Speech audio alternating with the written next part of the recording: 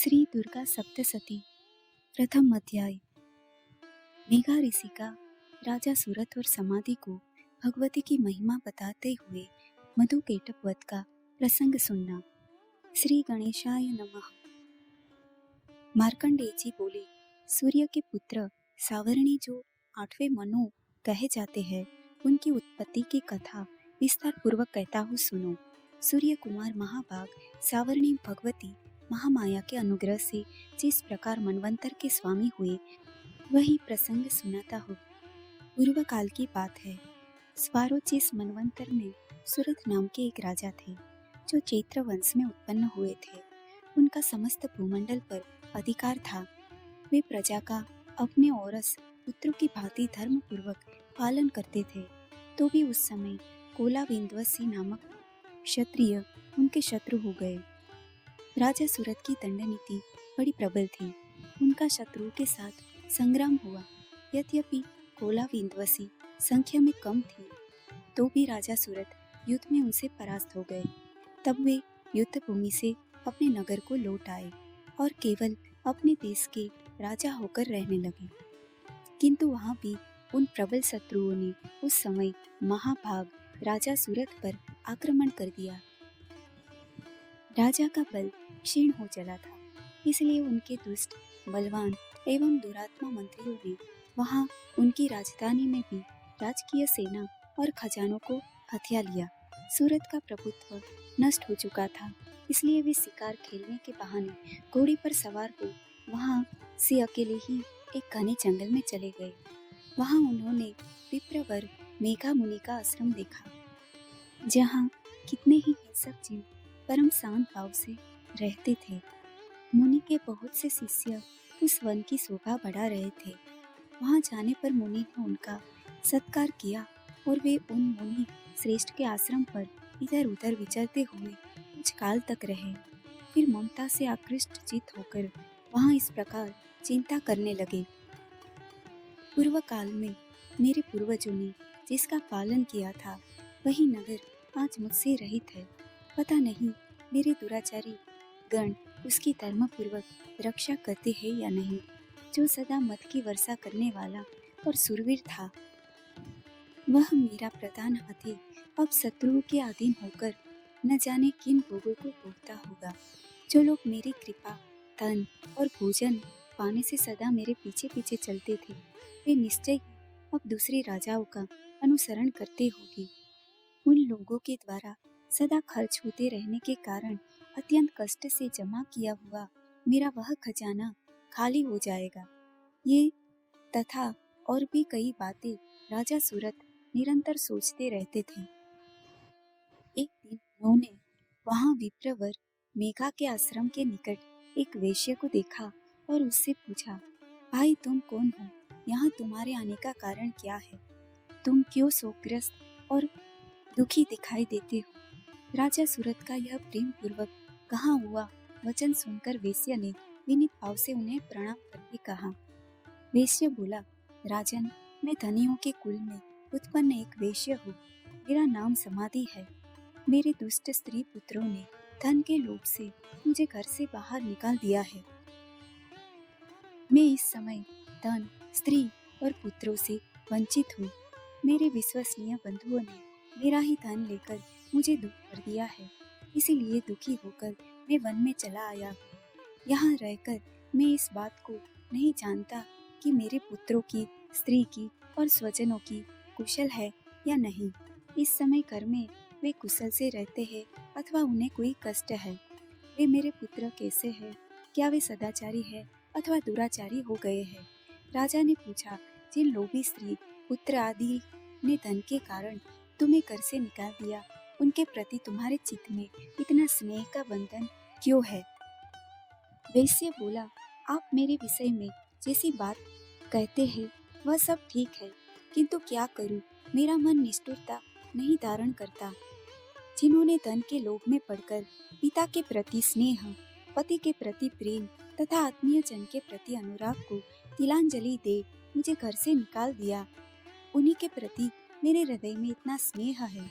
महामते, गुणहीन बंधुओं के प्रति भी जो मेरा चित्त इस प्रकार प्रेम मग्न हो रहा है, यह क्या है? इस बात को मैं जानकर भी नहीं जान पाता। उनके लिए मैं लंबी सांसें ले रहा हूँ और मेरा हृदय अत्यंत दुखित हो रहा है। उन लोगों में प्रेम का सर्वथा अभाव है, तो भी उनके प्रति जो मेरा मन निष्ठुर नहीं हो पाता, इसके लिए क्या करूं? मार्कंडेय जी कहते हैं, ब्रह्मन तदंतर राजाओं में श्रेष्ठ सूरत और वह समाधि नामक वैश्य दोनों साथ साथ मेघा मुनि की सेवा में उपस्थित हुए और उनके साथ यथा योग्य न्यायाकुल विनय पूर्ण बर्ताव करके बैठे। तत्पश्चात वैश्य और राजा ने कुछ वार्तालाप आरंभ किया। राजा ने कहा, भगवान, मैं आपसे एक बात पूछना चाहता हूँ, उसे बताइए।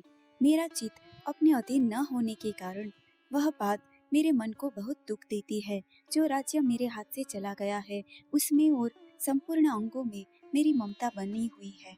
मुनि श्रेष्ठ, यह जानते हुए भी कि वह अब मेरा नहीं है, अज्ञानी की भांति मुझे उसके लिए दुख होता है। यह क्या है? इधर यह वैश्य भी कर से अपमानित होकर आया है।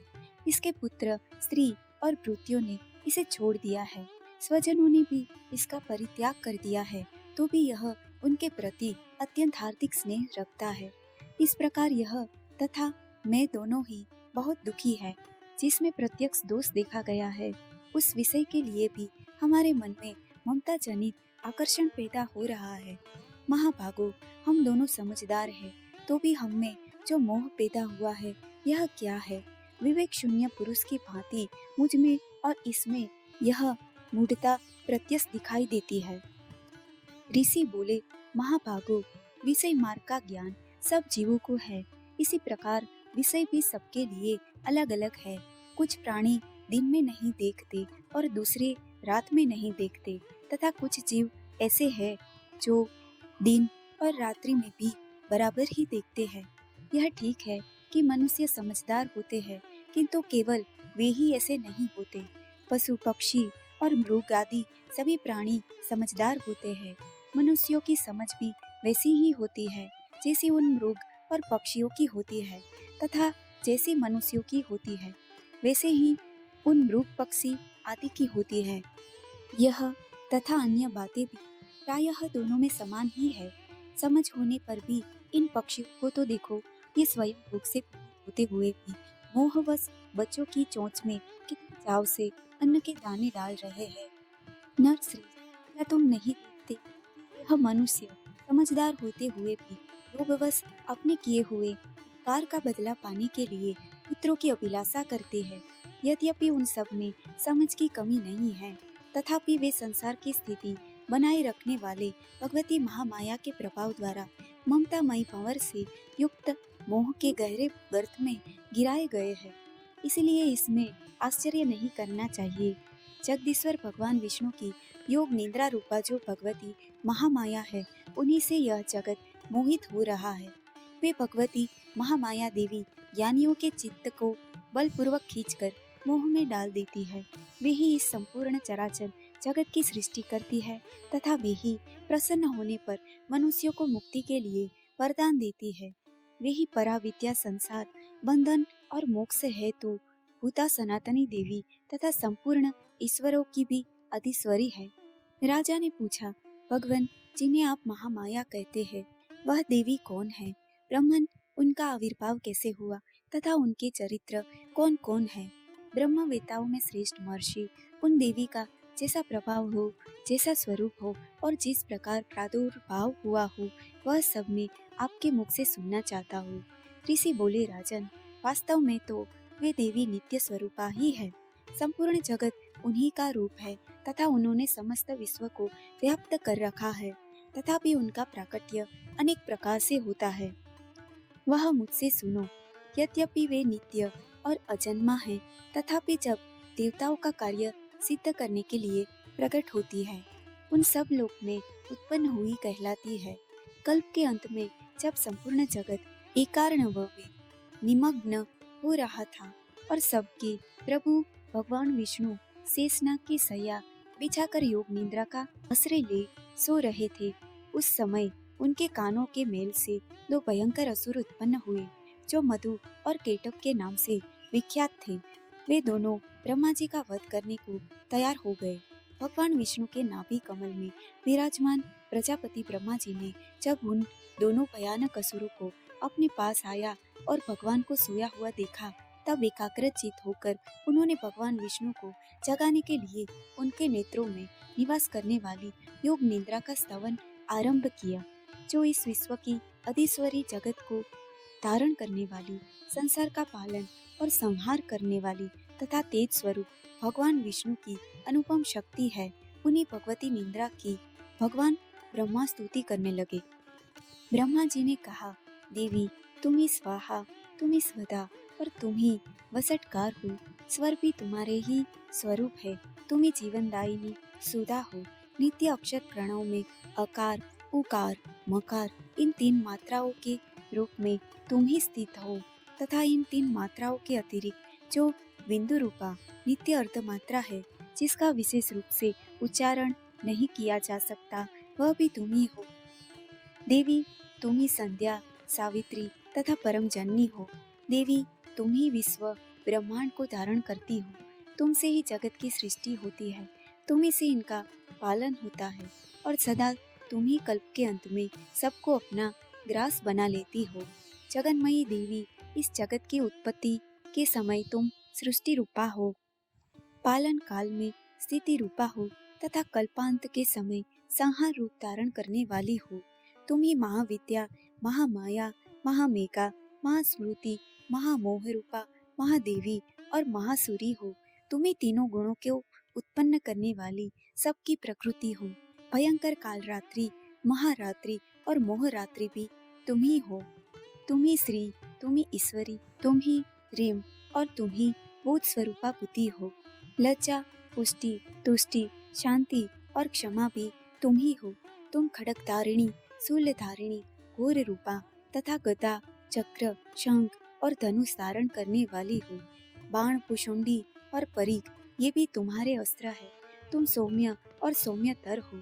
इतना ही नहीं, जितने भी सौम्य एवं सुंदर पदार्थ है, उन सब की अपेक्षा तुम अत्यधिक सुंदरी हो। पर और अपर सबसे परे रहने वाली परमेश्वरी तुम ही हो।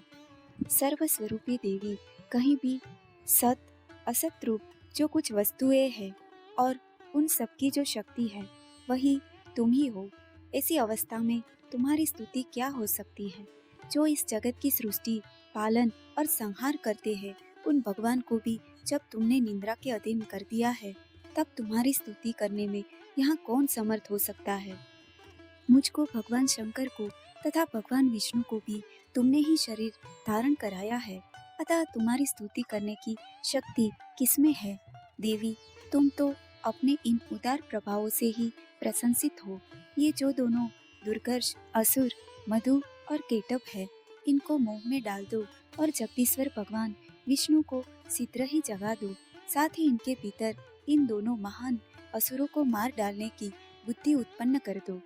ऋषि कहते हैं, राजन, ब्रह्मा जी ने वहाँ मधु और केटव को मारने के उद्देश्य से भगवान विष्णु को जगाने के लिए तमोगुण की अधिष्ठात्री देवी योग निद्रा की इस प्रकार स्तुति की। तब वे भगवान के नेत्र, मुख, नासिका, बाहु, हृदय और वक्षस्थल स्थल से निकलकर अव्यक्त जन्मा ब्रह्मा जी की दृष्टि के समक्ष खड़ी हो गई। योग निद्रा से मुक्त होने पर जगत के स्वामी भगवान जनार्दन उस एकार्णव के जल में शेषनाग की सैया से जाग उठे। फिर उन्होंने उन दोनों असुरों को देखा। वे दुरात्मा मधु और केटव अत्यंत बलवान तथा पराक्रमी थे और क्रोध से लाल आंखें किए ब्रह्मा जी को खा जाने के लिए उद्योग कर रहे थे। तभी भगवान श्री हरि ने उठकर उन दोनों के साथ 5000 वर्षों तक केवल बाहु युद्ध किया। वे दोनों भी अत्यंत बल के कारण उन्मत्त हो रहे थे। इधर महामाया ने भी उन्हें मोह में डाल रखा था। इसीलिए वे भगवान विष्णु से कहने लगे, हम तुम्हारी वीरता से संतुष्ट है, तुम हम लोगों से कोई वर मांगो। श्री भगवान बोले, यदि तुम दोनों मुझ पर प्रसन्न हो तो अब मेरे हाथ से मारे जाओ। बस इतना सा ही मैंने वर मांगा है, यहाँ दूसरे किसी वर से क्या लेना है। ऋषि कहते हैं, इस प्रकार धोखे में आ जाने पर जब उन्होंने संपूर्ण जगत में जल ही जल देखा, तब कमल नयन भगवान से कहा, जहाँ पृथ्वी जल में डूबी हुई न हो, जहाँ सूखा स्थान हो, वही हमारा वध करो।